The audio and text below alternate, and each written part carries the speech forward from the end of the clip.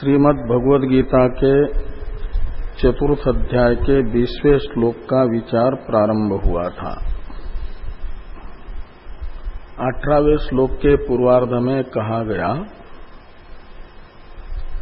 कर्मादि में अकर्मादि दर्शन की स्तुति 18वें श्लोक के उत्तरार्ध से प्रारंभ हुई। 19वें श्लोक में भी स्तुति कर दी और 20वें श्लोक में भी उस ज्ञान की स्तुति की जा रही है। और ये स्तुति भूतार्थवाद है, उसका वास्तविक फल बता करके, कर्मादि में अकर्मादि दर्शन के वास्तविक फल को बता करके उसकी महत्ता का वर्णन किया जा रहा है।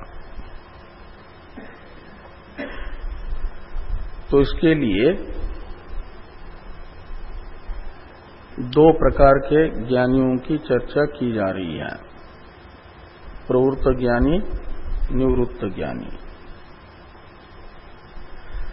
निवृत्त ज्ञानी की चर्चा निराशीर यत चित्तात्मा इत्यादि 21वें श्लोक में भी आएगी। 20वें श्लोक में जो प्रवृत्त ज्ञानी है उसकी चर्चा की जा रही है। प्रवृत्त ज्ञानी, निवृत्त ज्ञानी दोनों भी कर्मणि अकर्म यह पश्चेत इस वाक्य के तात्पर्य के अभिज्ञ हैं। कर्मणि अकर्म यह पश्चेत इत्यादि वाक्य का तात्पर्य है आत्मा निर्विकार है।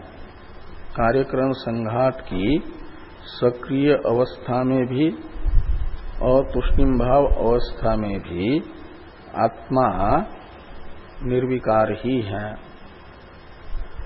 और ये जो कर्मणि अकर्म यह पश्चेत इत्यादि वाक्य का अभिप्रेत अर्थ है, इस अभिप्रेत अर्थ का करामलकवत अनुभव जिनको हो रहा है वे हैं ज्ञानी, और उनके अवान्तर दो भेद। उनके लौकिक कार्यक्रम संघात की प्रवृत्ति निवृत्ति को देख करके ये अवान्तर दो भेद हो रहा है। ज्ञान में तो उनके कोई अंतर नहीं है। निर्विशेष स्वरूप का ज्ञान किसी को भी हो, चाहे भगवान को हो, ब्रह्मलोक के नागरिक को हो या मनुष्यों को हो। ज्ञान का विषय निरुपाधिक चैतन्य निरतिशय होने से ज्ञान भी निरतिशय होगा। ज्ञान में सातिशयता आती है विषय की सातिशयता को लेकर के। विषय निरतिशय है तो ज्ञान निरतिशय ही रहेगा, एक रस ही रहेगा। तो इसलिए चाहे प्रवृत्त ज्ञानी हो या निवृत्त ज्ञानी हो, उनका आत्मा के विषय में ज्ञान एक रूप ही रहेगा कि आत्मा कार्यक्रम संघात की बड़ी बड़ी प्रवृत्ति की अवस्था में भी निर्विकार है और तूष्णीम भाव अवस्था में भी निर्विकार है। तो ये तूष्णीम भाव या प्रवृत्ति यानी व्यापार, ये कार्यक्रम संघात के धर्म है। ये तो कर्मणि अकर्म यह पश्चेत इत्यादि श्लोक बता रहा है। और इस श्लोक के अभिप्रेत अर्थ का जिसे करामलकवत अनुभव हो रहा है वह ज्ञानी, प्रवृत्त ज्ञानी, निवृत्त ज्ञानी, ऐसे दो प्रकार के हो गए। उनमें से प्रवृत्त ज्ञानी को कार्यक्रम संघात के व्यापार से निष्पन्न होने वाला लोकांतःपाती कोई भी फल इस लोक का या परलोक का प्राप्तव्य नहीं है। एक तो ज्ञान जैसा निरतिशय होता है, ऐसे ज्ञान का फल भी निरतिशय होता, एक जैसा होता है। भगवान को जैसे तृप्ति अपने निर्विकार स्वरूप के कारण नित्य रहती है, ऐसे ब्रह्मलोक के नागरिक को भी और मनुष्य में भी जिन मनुष्यों को निरतिशय निर्विकार चेतन का मय के रूप में करामलकवत अनुभव हुआ, उनकी तृप्ति में भी और भगवान की तृप्ति में भी कोई अंतर नहीं रहेगा। ज्ञान में भी कोई अंतर नहीं होता, तो ज्ञान के फल में भी कोई अंतर नहीं होता। भगवान नित्य तृप्त इसलिए है कि वे निरतिशय आनंद रूप जो स्वरूप है, उसी का निरंतर मय के रूप में अनुभव करते रहते आनंद का।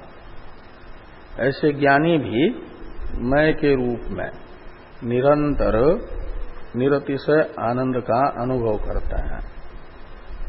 इसलिए भगवान जैसे कहते हैं कि तीनों लोकों में कोई भी ऐसा अर्थ है नहीं जिसे मुझे प्राप्त करना हो, तो भी मैं कर्म करता हूं। नानवाप्तमवाप्तव्यम वर्तएव च कर्मणि। ऐसे ज्ञानी को भी जो समस्त जगत जिसमें कल्पित है, ऐसे पृथ्वीलोक का भी और ब्रह्मलोक का भी अधिष्ठान मैं हूं, ये अनुभव करने वाले, समस्त जगत के अधिष्ठान के रूप में स्वयं का अनुभव करने वाले को तीनों लोकों की कोई वस्तु अप्राप्त नहीं है, सब कुछ प्राप्त ही है। और इसलिए वह किसी इस लोक के या परलोक के प्रयोजन विशेष को संपन्न करने के लिए कार्यक्रम संघात की प्रवृत्ति नहीं करेगा, तो नित्य तृप्ति रहेगी उसमें। तो कोई और अप्राप्त इष्ट पदार्थ की ही आकांक्षा होती है, वह चाहे दृष्ट अप्राप्त इष्ट पदार्थ हो या अदृष्ट अप्राप्त इष्ट पदार्थ हो, उसको प्राप्त करने की आकांक्षा होती है। और जो प्राप्त सुख है उसके क्षम की, रक्षण की एक चिंता रहती है। लेकिन जो ज्ञानी को अनुभव में आने वाला आत्मरूप सुख है, वह कभी समाप्त होने वाला न होने से किसी से भी, वो सुख और आत्मा तो अलग अलग नहीं है। उसको यदि किसी से नष्ट होने की आशंका भी हो तो क्षेम की चिंता हो जा, लेकिन उसे तो कहा गया ज्ञान के फलभूत आनंद को न जाए, वो आत्मरूप होने के कारण न क्या नाम, नैनम छिन्नन्ति शस्त्राणि नैनम दहति पावक न चयन के लिए, तो किसी भी विनाशक पदार्थों से उसका विनाश हो नहीं सकता ज्ञान के फल का। इसलिए उसके क्षेम की भी चिंता नहीं रहेगी, उसके क्षेम के लिए भी कार्यक्रम संघात की प्रवृत्ति की आवश्यकता नहीं है, ज्ञान के फल के परिरक्षा के लिए भी। तो इसके कारण वह नित्य तृप्त है और इसीलिए फलासंग से रहित है, नित्य तृप्त होने से। और फल नहीं चाहिए, जिसकी फलासक्ति है उसकी साधन में भी आसक्ति होगी। इसलिए त्यक्त्वा कर्म फलासंगम, से कहा, एक प्रकार से कर्मफल की आसक्ति नहीं है, तो कर्मफल का साधनभूत जो कर्म है उसकी भी आसक्ति नहीं रहेगी। आसक्ति मात्र का विरोधी है निर्विकार आत्मदर्शन।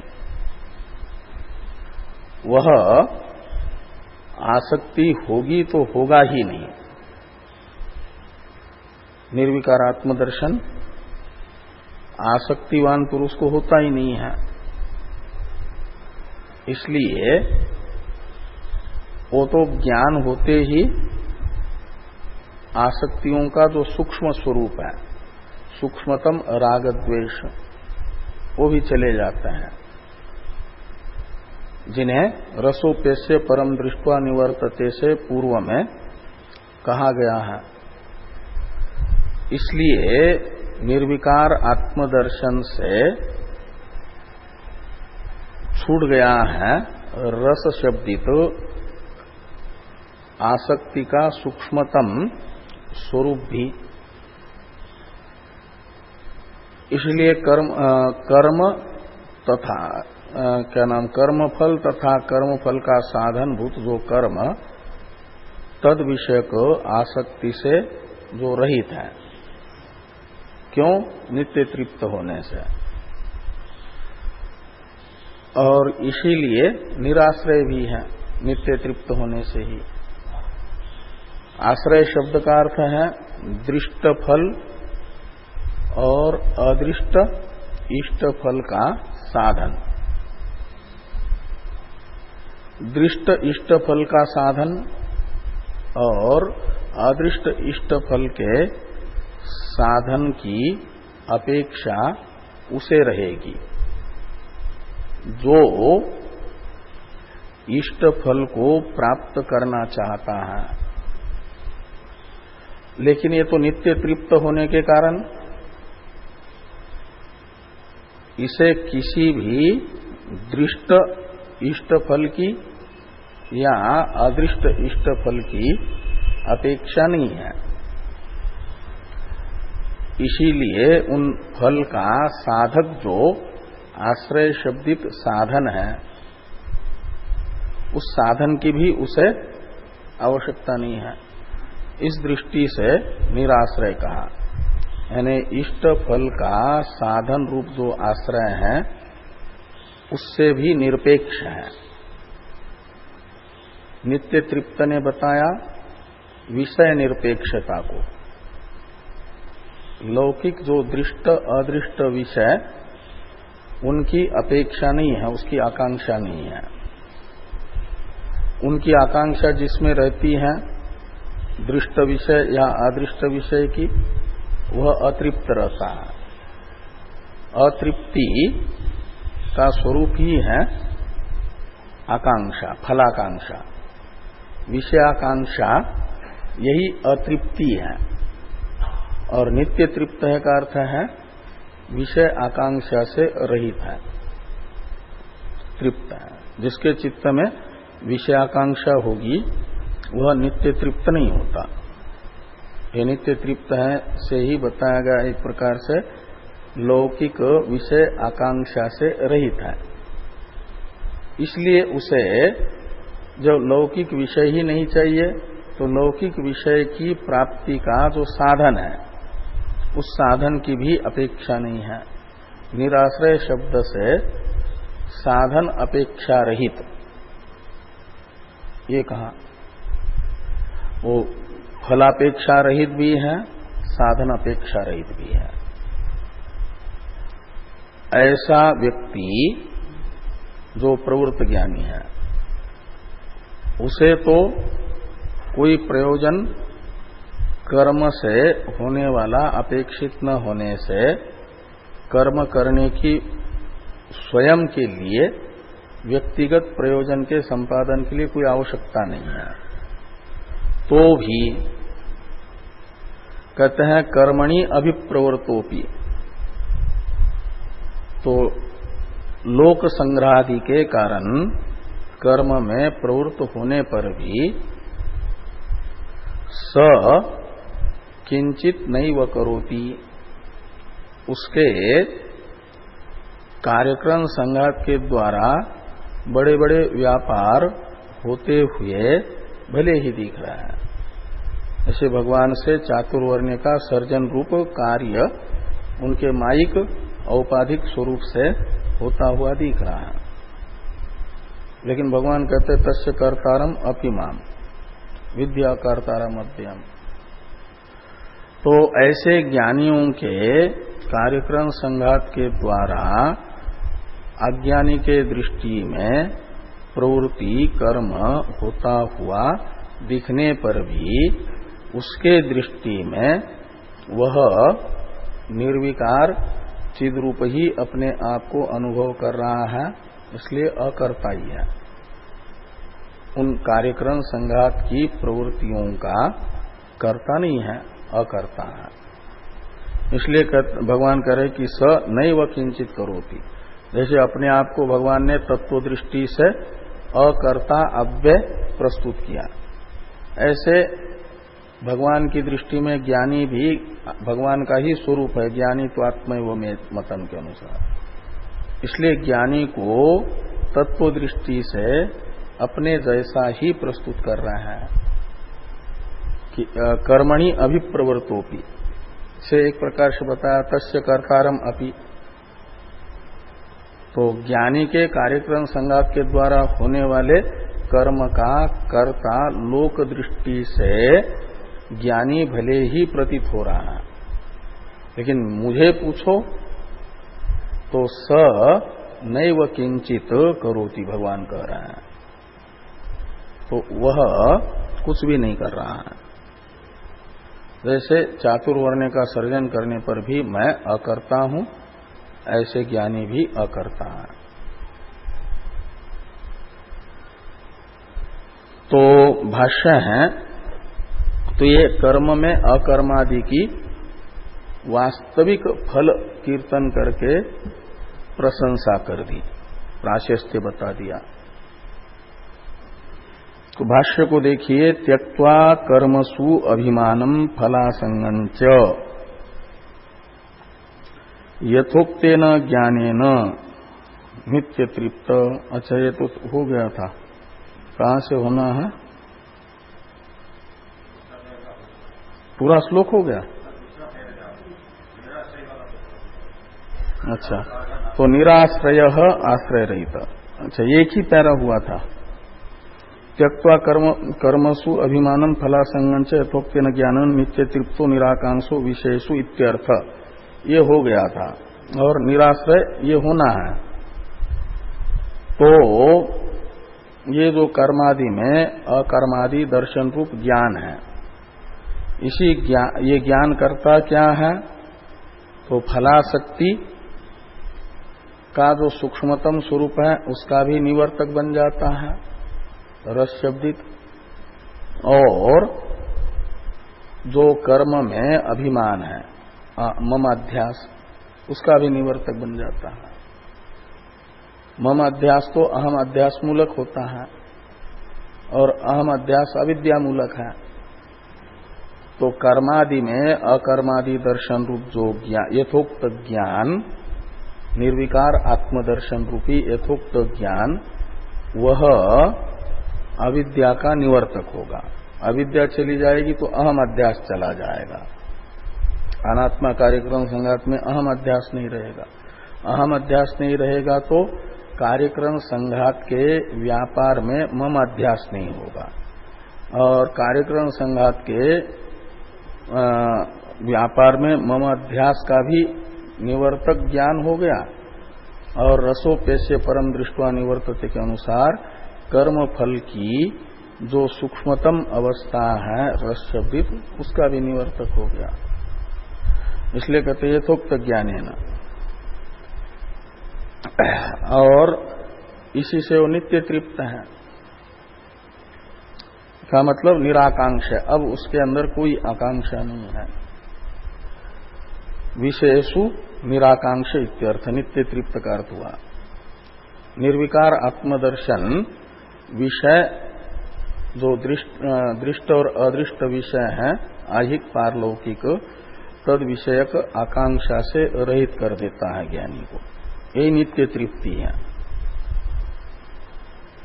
और जब विषय आकांक्षा नहीं है तो विषय प्राप्ति के साधन की भी आकांक्षा नहीं रहेगी। निराश्रय शब्द से वही बताया जा रहा है। तो निराश्रय यानी आश्रय रहित, निराश्रय शब्द का अर्थ कर दिया आश्रय रहित। और आश्रय क्या चीज है? तो कहते हैं आश्रयो नाम यद आश्रित्य पुरुषार्थम सी साधई सती। तो कहते हैं आश्रय का अर्थ है जिसका आलम्बन लेकर के लौकिक फल का संपादन करने की इच्छा करता है। तो किसका आलम्बन लेकर के? साधन का। तो साधन से ही लौकिक फल, साधन है कर्म, और कर्म रूपी साधन से लौकिक फल रूपी पुरुषार्थ को प्राप्त करने की इच्छा करता है। सी साधई सती। तो जिसका आलम्बन लेकर के, जिसके माध्यम से पुरुषार्थ शब्दित फल का संपादन करना चाहता है, उसे आश्रय कहते हैं। तो साधन हुआ, इसलिए आश्रय शब्द का अर्थ है साधन। साधन का ही आलम्बन लेकर के दृष्टादृष्ट जो पुरुषार्थ है, फल है, उसे प्राप्त करना चाहता है। कोई भी साधक साध्य को प्राप्त करना चाहेगा, दृष्ट या अदृष्ट, तो किससे प्राप्त करना चाहेगा? साधन से। इसलिए जिस आलम्बन से साध्य को प्राप्त, पुरुषार्थ शब्द का अर्थ है साध्य, तो साधक, और सी साधई सती का करता है साधक। तो साधक यद आश्रित्य, यानी यद साधनम आश्रित्य, आश्रित्य का अर्थ है अवलंब्य।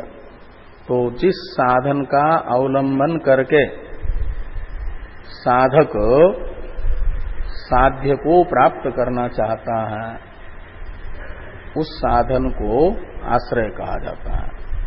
आश्रयो नाम यद आश्रित्य पुरुषार्थम सी साधई सती।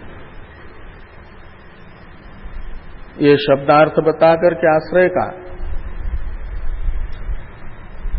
निराश्रय का अर्थ कर दिया आश्रय रहित। आश्रय रहित में आश्रय शब्द का अर्थ कर दिया साधन। अब आश्रय रहित शब्द का अर्थ निकलेगा वो साधन रहित। आश्रय वही उसी को स्पष्ट कर रहे आश्रय रहित शब्द के अर्थ को, कि दृष्टा दृष्ट इष्ट फल साधन आश्रय रहित। तो दृष्ट जो इष्ट फल और अदृष्ट जो इष्ट फल,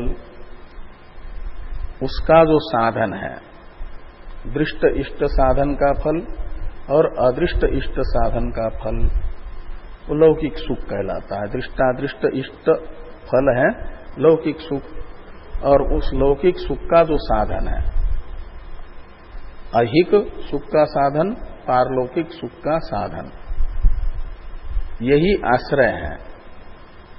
और इस आहिक पारलौकिक सुख का साधन रूप जो आश्रय, उससे रहित, ये निराश्रय शब्द का अर्थ निकलेगा।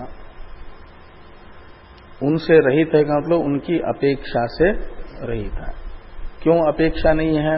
लौकिक सुख के साधनों की, इसलिए अपेक्षा नहीं है कि वह लौकिक सुख की अपेक्षा से रहित है।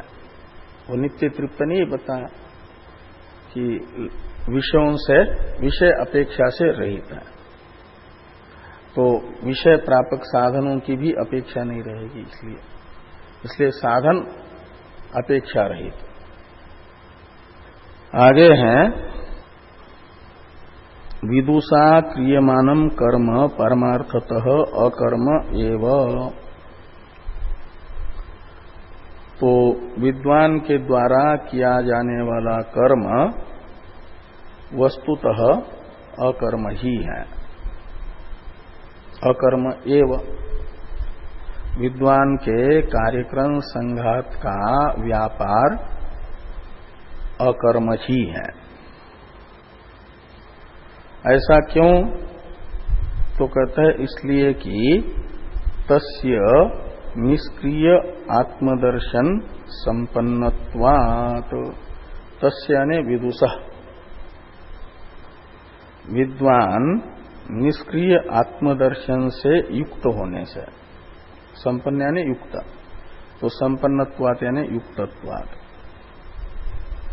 विद्वान का ये निश्चय रहता है तत्वज्ञ का कि कार्यक्रम संघात का व्यापार कार्यक्रम संघात का धर्म है, मैं उसका दृष्टा, उससे अलग निर्विकार हूं। ये निश्चय होने से तत्व दृष्टि में, तत्वज्ञ की दृष्टि में वह अकर्ता ही है। उसके कार्यक्रम संघात का व्यापार अज्ञानी के दृष्टि में तत्वज्ञ का दिख रहा है, लेकिन तत्वज्ञ की दृष्टि में और श्रुति की दृष्टि में और भगवान की दृष्टि में वह कार्यक्रम संघात का व्यापार तत्वज्ञ का नहीं है। तत्वज्ञ उस समय भी अकर्ता है। और यदि कार्यक्रम संघात व्यापार काल में तत्वज्ञ उस कार्यक्रम संघात के व्यापार का अपने आप को कर्ता मान ले, वह अपना कर्म मान ले, तो अज्ञानी भी कार्यक्रम संघात के सक्रिय अवस्था में कार्यक्रम संघात के व्यापार को अपना कर्म मान लेता है।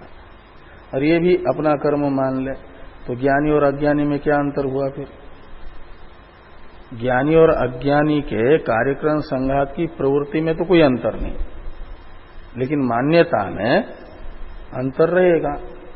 अंतर मान्यता में ये रहेगा कि अज्ञानी कार्यक्रम संघात के व्यापार को मैं कर रहा हूं, ऐसा मानेगा। अहंकार ही मूढ़ात्मा करता है मिति मन्यते। और ज्ञानी उस अवस्था में भी अपने आप को निष्क्रिय अनुभव करेगा, तब तो ज्ञान है, वास्तविक ज्ञान है। तो ये कहते हैं कि तस्य निष्क्रिय आत्मदर्शन संपन्नत्वात्। तो विद्वान निष्क्रिय आत्मदर्शी होने से विद्वान के कार्यक्रम संघात का व्यापार वस्तुतः वह अकर्म है।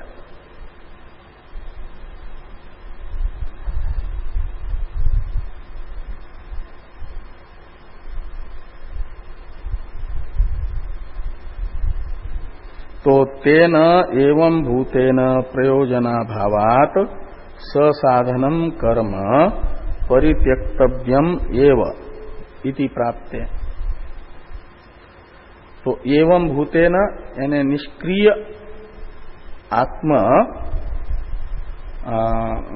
आत्मभूतेन, यानी आत्मभूत है का मतलब ब्रह्मनिष्ठ है। तो निष्क्रिय ब्रह्मनिष्ठ तत्व ज्ञान से जो निष्क्रिय ब्रह्मनिष्ठ है उस विद्वान के द्वारा, तेन यानी विदुषा। अब क्या हुआ? तो प्रयोजनाभावात्, तो कार्यक्रम संघात की प्रवृत्ति का व्यक्तिगत कोई प्रयोजन विद्वान को आवश्यक न होने से, प्रयोजनाभावात् कार्यक्रम संघात की कोई भी प्रवृत्ति विद्वान का कोई भी प्रयोजन सिद्ध नहीं कर सकती। वो प्रयोजन निरपेक्ष है, नित्य तृप्त है।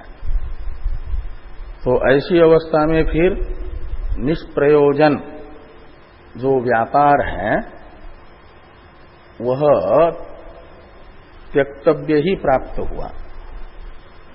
तो कहते हैं ससाधनम कर्म परित्यक्तव्यम एव इति प्राप्तम। कोई कर्म का प्रयोजन चाहिए नहीं, तो व्यक्तिगत प्रयोजन के लिए तो वह छोड़ना ही प्राप्त हुआ।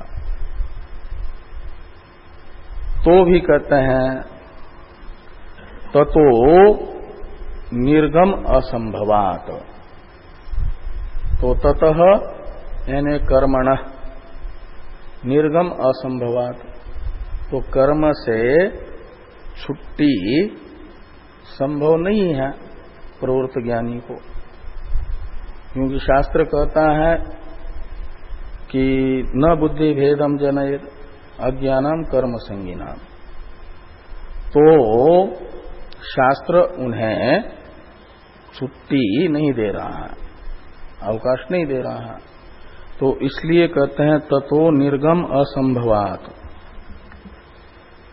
व्यक्तिगत प्रयोजन नहीं है तो निर्गम क्यों असंभव है? जब कर्म का फल नहीं चाहिए, व्यक्तिगत प्रयोजन नहीं है, तो अवकाश दे देना चाहिए। तो कहते हैं त्याग पत्र दे दिया लेकिन स्वीकार नहीं हो रहा, हमको ऐच्छिक सेवानिवृत्ति दे दो,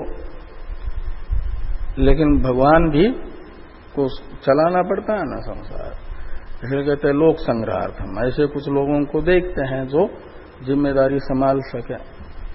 तो लोक संग्रह चिकीर्षया और शिष्ट विग्रहणा परिजिहिर सयावा पूर्ववत कर्मणि अभिप्रवृत्ता, उत्तरार्ध का अर्थ कर रहे हैं कि ततो निर्गम असंभवात, तो व्यक्तिगत प्रयोजन न होने पर भी कार्यक्रम संगात का व्यापार रूप जो कर्म है उससे अवकाश प्राप्त नहीं हो पा रहा है। क्यों नहीं हो पा रहा है? तो लोक संग्रहार्थ, लोक संग्रह चिकीर्षा के कारण, और शिष्ट विग्रहणा परिजिहिर्षया, शिष्ट लोग निंदा न करें। यदि छोड़ देंगे तो शिष्ट जो है निंदा करेंगे, तो उस निंदा के को छोड़ने की दृष्टि से, निंदा से बचने की दृष्टि से पूर्ववत कर्मणि अभिप्रवृत्ता, तो कर्म में प्रवृत्त होने पर भी एक सिद्धांत कल्पवली नाम का एक ग्रंथ है, इसे ब्रह्म सूत्र की वृत्ति नाम की टीका है ना जिन्होंने लिखी है, सदाशिवेंद्र सरस्वती, बड़े अच्छे ब्रह्मनिष्ठ महात्मा हुए हैं। उनके कई एक ग्रंथ हैं, विद्याविलास, आत्मविद्याविलास, ब्रह्मसूत्र की वृत्ति, ऐसे सिद्धांत कल्पवली। तो उनकी ऐसी खूब अच्छे ब्रह्मनिष्ठ थे, बचपन में अच्छे विद्वान थे, तो बड़े बड़े विद्वान भी उनके प्रश्नों का उत्तर देने में चकरा जाते थे। श्रृंगेरी में रहते थे, श्रृंगेरी के विद्यार्थी थे, और बाद में फिर उनके गुरुजी के पास शिकायत लेकर के जाते थे सदाशिवेंद्र विद्वान कि ये हमारी परीक्षा लेने की दृष्टि से पूछते हैं, ये है वो है। तो गुरुजी ने उनको कहा, सदाशिवेंद्र तुम मौन नहीं हो सकते हो? तो फिर मौन हो गए, तब से बोलना ही बंद कर दिया। तो फिर पूछते भी नहीं थे कुछ, मौन वास्तविक ही मौन लिया। और फिर तो कोई काम ज्यादा ये नहीं रहा, बाहरी व्यापार, तो आत्मनिष्ठा इतनी दृढ़ हो गई, और फिर ऐसे भ्रमण करते थे जहां वहां कहीं पर भी। लेकिन उस स्थिति में भी कहीं पड़े हैं। तो एक बार कहते एक खेत में सोए हुए थे, खेत में वो पानी देने के लिए क्यारियां बनाते हैं ना, तो क्यारी की जो बाउंड्री होती है थोड़ी ऊंची ऊंची हो करती है, बाकी उसमें सिर रख करके सोया है। वहां से कुछ लोग निकले, कहा देखो ये अपने आप को बड़े ब्रह्मनिष्ठ समझते हैं, लेकिन सिराने की भी आवश्यकता इनको पड़ रही है। इसलिए तो मेड़ पर जो मेड़ बनाया हुआ था तो उसका सहारा लिया है, सिर रखा है इतना ऊंचाई, पैरों पर सोया है। वो निकल गए कह करके, फिर दूसरे दिन आकर के देखा तो समतल भूमि में सोया है। तो फिर वो कहते हैं कि अपने आप को ब्रह्मनिष्ठ समझते हैं, और हम लोगों ने थोड़ा सा परिहास किया तो देखो उस परिहास से निंदा समझ करके अब उस तकिया छोड़ दिया, जमीन पर सो रहा है, ऐसे खुला सो रहा है। इसका मतलब ये लोग निंदा न करें ये भी अपेक्षा है। तो ऐसा तो उससे ये निकाला भूमिका में उनके चरित्र में, यानी वो तो संस्कार के अनुसार ऐसा तो रहता है ना। जैसे ज्ञान होने के बाद तो ज्ञानी के कार्यक्रम संघात की प्रवृत्ति उनके संस्कार के अनुसार होती है, जैसा संस्कार होता है बुद्धि में। और संस्कार अज्ञान अवस्था का ही कर्म करते समय पड़ता है, और वो संस्कार निंदा न सुनने का बना रहता है ना। और वो ज्ञान के बाद में भी जानबूझ करके नहीं, लेकिन वो संस्कार वशात वैसा निंदा सुन न हो, ये जो संस्कार बुद्धि में रहता है, उस बुद्धि से भी क्या हो जाता है, वो संस्कार वो ये कराता है, कार्य कराता है। वही दृष्टि यहां पर रख करके ये कहते हैं कि शिष्ट विगर्हणा परिजिहीर्षया। ये परिजिहीर्षा का अर्थ है त्याग की इच्छा। किस त्याग की इच्छा? निंदा के त्याग की इच्छा। शिष्टों के द्वारा की जाने वाली जो विगर्हणा यानी निंदा, और उस निंदा के त्याग की इच्छा का संस्कार बुद्धि में है। त्याग लोग निंदा न करें, ये संस्कार शिष्ट लोग निंदा न करें। ये अज्ञान अवस्था में कई बार शिष्टों के निंदा से बचने के लिए कर्म करने का संस्कार पड़ा रहता है। लोग क्या कहेंगे, तो वो संस्कार ऐसी जैसी वृत्ति बनती है वैसा ही संस्कार बनता है, और वही संस्कार फिर ज्ञान उत्तर काल में प्रवर्तक बनता है। तो उस दृष्टि से कह रहे हैं कि वो जो संस्कार है वो इस प्रकार की इच्छा कराएगा। शिष्ट विगर्हणा परिजिहीर्षा। तो यदि अज्ञान अवस्था में वैसे ही प्रवृत्ति की है तो जैसा संस्कार ऐसा कराएगा, ऐसे ही होगा। संस्कार के अनुसार ही होता है। जैसे अध्यास भाष्य में पश्वादि अविशेषात करते समय कहा है ना कि यदि परोक्ष ज्ञानी के विषय में पूछते हो तो अपरोक्ष ज्ञान, अध्यास परोक्ष ज्ञान से निवृत्त नहीं होता, वो अध्यास पूर्वक प्रवृत्ति है। और अपरोक्ष ज्ञानी की प्रवृत्ति के विषय में पूछोगे अध्यास मूलक ही है क्या, तो कहते हैं अपरोक्ष ज्ञानी की भी प्रवृत्ति अध्यास मूलक ही है। उनमें अध्यास कहां से आया, तो बाधित अनुवृत्ति से। वो जो संस्कार है वो संस्कार वैसा ही, लेकिन वो बाधित संस्कार रहेगा, इतना तो स्वीकार करना पड़ेगा। लेकिन वास्तविक यानी जो भी व्यवहार है वो अध्यास मूलक ही है, चाहे वो ज्ञानी का हो या अज्ञानी का हो। तो उस दृष्टि से भाष्कर भगवान ने ये लिखा कि लोक संग्रह चिकीर्षया और शिष्ट विगर्हणा परिजिहीर्षया, दोनों में भी इच्छार्थक प्रत्यय है न, सन प्रत्यय। चिकीर्षा का अर्थ है करने की इच्छा, लोक संग्रह करने की इच्छा। ये लोक संग्रह करने की इच्छा कहां से आई, तो अज्ञान अवस्था में, साधक अवस्था में दो प्रकार के साधक थे। एक तो प्रवृत्ति में रह करके ज्ञान की साधना की, दया आदि से, जो दैवी संपत्ति में दया रूप गुण है उसे ज्यादा महत्व दिया, और लोकोपकार करते करते करते चित्त की शुद्धि भी, निष्काम लोकोपकार करते करते, और चित्त की शुद्धि हुई, ज्ञान हुआ। लेकिन वो जो संस्कार है, वो संस्कार ज्ञानोत्तर काल में भी स्वयं का प्रयोजन न होने पर भी प्रवृत्त ज्ञानी का वह संस्कार ये इच्छा कराएगा। अध्यास मूलक ही प्रवृत्ति होती है, तो इसलिए वो चिकित्सा, लोक संग्रह चिकित्सा रहेगी। जो ये कहा जा रहा है कि ततो निर्गम असंभवात्, तो कर्म से, जब कर्म का फल व्यक्तिगत चाहिए नहीं, कोई स्वार्थ नहीं है, तो कर्म त्याग प्राप्त हुआ, तो क्यों कर्म त्याग नहीं कर रहे हैं?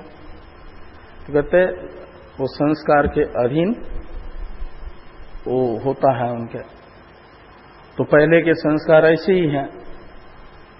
तो ज्ञान होने के बाद भी जो लोक संग्रह की चिकित्सा है, उस लोक संग्रह की चिकित्सा कहो या शिष्ट लोग निंदा न करें इत्याकारक जो संस्कार है, उस संस्कार के कारण उन्हीं शास्त्र अनुमोदित कर्म में प्रवृत्ति रहेगी।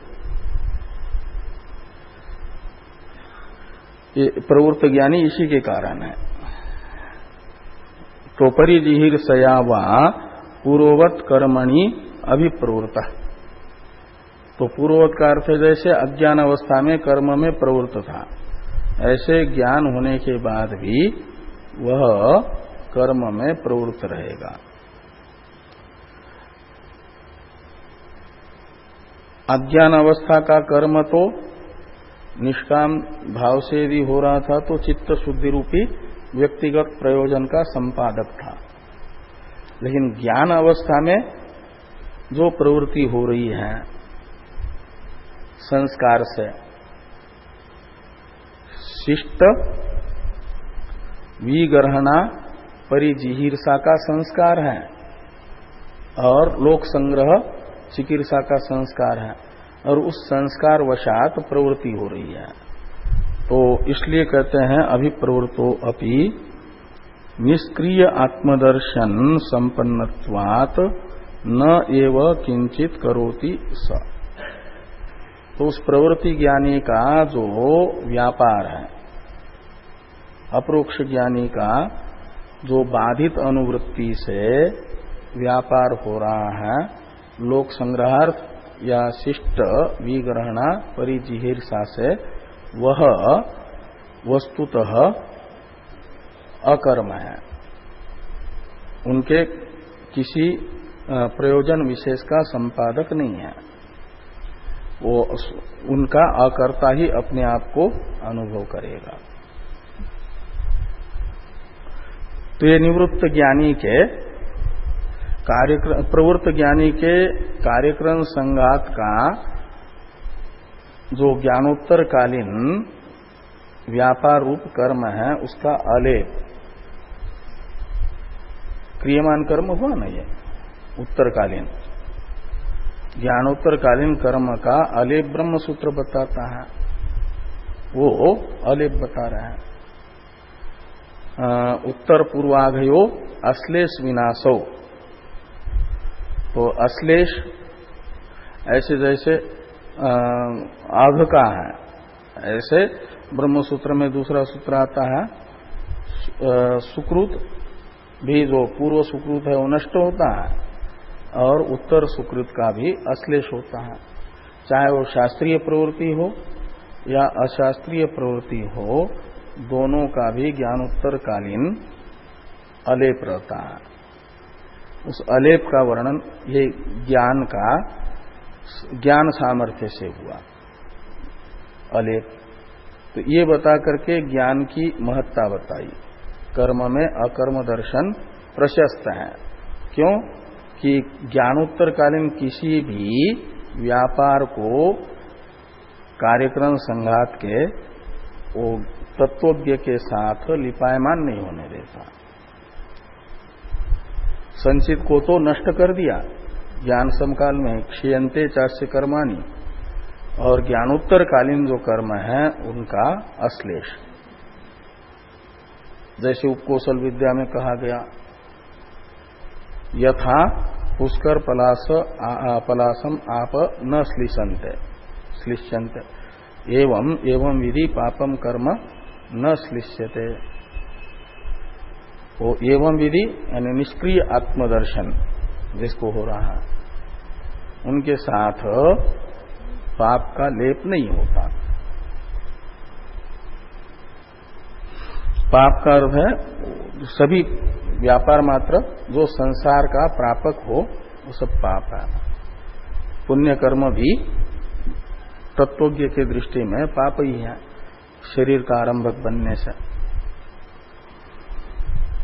अब कैमुतिक न्याय से, एक कैमुतिक न्याय होता है ना, जब ज्ञान का ये सामर्थ्य है कि प्रवृत्त ज्ञानी को भी ज्ञानी की प्रवृत्ति लिपायमान नहीं हुई, तो जो मात्र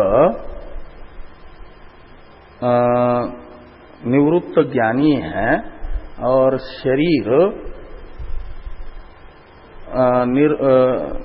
स्थिति के लिए अपेक्षित व्यापार मात्र करके अपनी ब्रह्मनिष्ठा में स्थिर रहता है, उस ब्रह्मज्ञ का ब्रह्मज्ञान उन्हें किसी भी प्रवृत्ति से लिपायमान नहीं होने देगा। इसके विषय में क्या कहना है? ऐसा एक कैमुतिक न्याय के आधार पर निवृत्त ज्ञानी तो बंधन में आ ही नहीं पाएगा, इस विषय में ये कहा जा रहा है 21वें श्लोक में है? हाँ, शते 50। तो 21वें श्लोक का अवतरण है। तो यह पुनः पूर्वोक्त विपरीत प्राक एव कर्मारंभात ब्रह्मणि सर्वांतरे प्रत्यगात्मनि निष्क्रिय संजात आत्मदर्शन। पूर्वोक्त विपरीत यह पूर्वोक्त है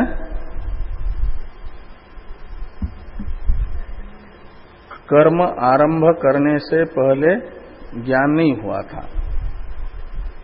कर्म आरंभ किया, फिर सम्यक ज्ञान हुआ, फिर वो कर्म त्यक्तव्य प्राप्त हुआ, लेकिन लोक संग्रह आदि की इच्छा शिष्ट परि ग्रहणा परिजिहार आदि के कारण नहीं छोड़ पाया।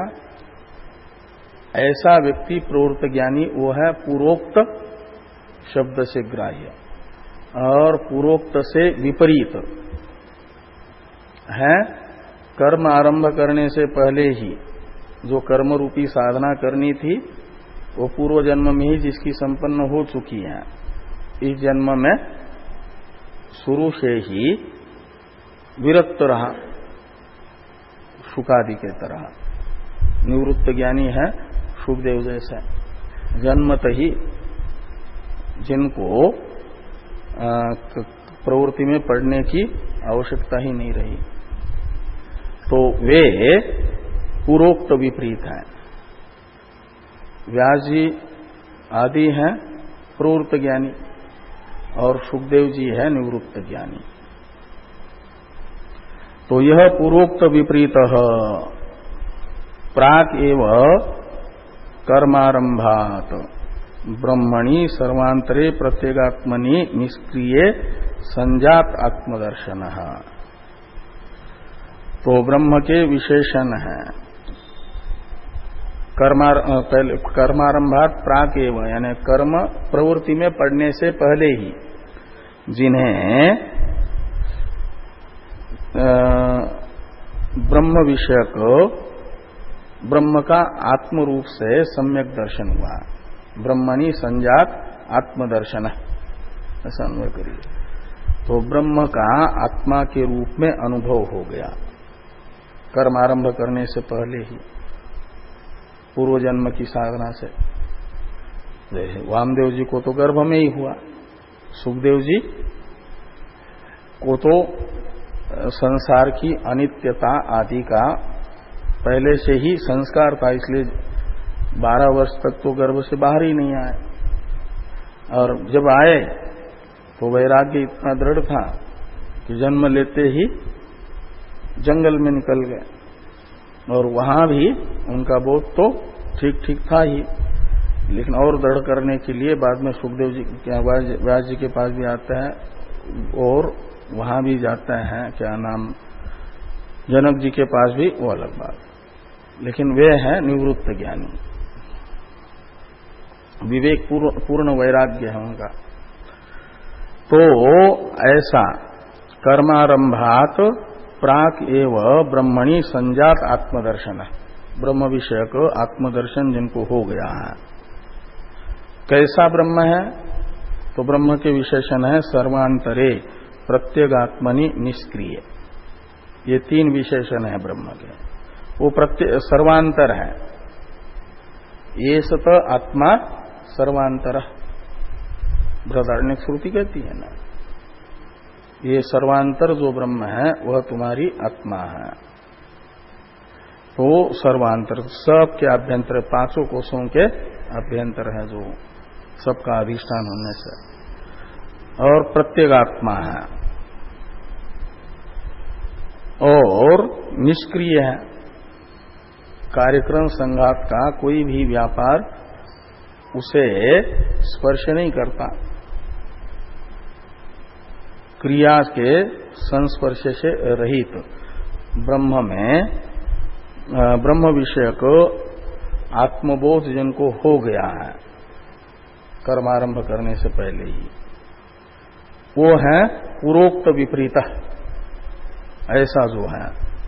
कहते स दृष्टादृष्ट इष्ट विषय आशीर विवर्जिततया दृष्टादृष्टार्थे कर्मणि प्रयोजनम अपश्यन् ससाधनम कर्म संन्यस्य शरीर यात्रा मात्र चेष्टो यति ही ज्ञाननिष्ठो मुच्यते इति एतम अर्थम दर्शयितुम आह। इस अर्थ को बताने के लिए कह रहे हैं। किस अर्थ को? कि स ऐसा जो है जिनको प्रवृत्ति में पड़ने से पहले ही बोध हो गया, सम्यक आत्मदर्शन हो गया, वह दृष्ट इष्ट विषय और अदृष्ट इष्ट विषय ने लौकिक भोग के विषय में आशी यानी अपेक्षा, अभिलाषा, आशी शब्द का अर्थ है अभिलाषा से विवर्जित रहेगा, रहित रहेगा। विषयों की आकांक्षा, किसी लौकिक विषयों की आकांक्षा नहीं होगी। सम्यक दर्शन है तो आकांक्षा रहेगी नहीं, का मतलब नित्य तृप्त रहेगा। इसीलिए लौकिक विषयों की प्राप्ति का साधन जो है कर्म, उसे वह छोड़ देगा। तो दृष्टादृष्टार्थे कर्मणि प्रयोजनम अपश्यन्, व्यक्तिगत प्रयोजन कुछ है नहीं इसमें, तो ससाधनम कर्म संन्यस्य, साधन सहित कर्म का त्याग करके शरीर यात्रा मात्र चेष्टो, शरीर जीवित रह सके उसके लिए अपेक्षित जितनी प्रवृत्ति है, कार्यक्रम संघात की जितना व्यापार है उतना मात्र कर रहा है, ऐसा जो यति है ज्ञाननिष्ठ, जो ब्रह्मनिष्ठ है, अपने स्वरूप में ही स्थित रहता है, मुच्यते इति, वह मुक्त होता है, इसके विषय में क्या कहना है? स मुच्यते इति एतम अर्थम दर्शयितुम आह, कैमुक्तिक न्याय से इस अर्थ को, जब वो प्रवृत्त ज्ञानी भी मुक्त होता है तो ये निवृत्त ज्ञानी मुक्त होगा, इसके विषय में क्या कहना है? तो 21वां श्लोक इसी के लिए है। 21वें श्लोक पर चर्चा हम लोग कल करते हैं।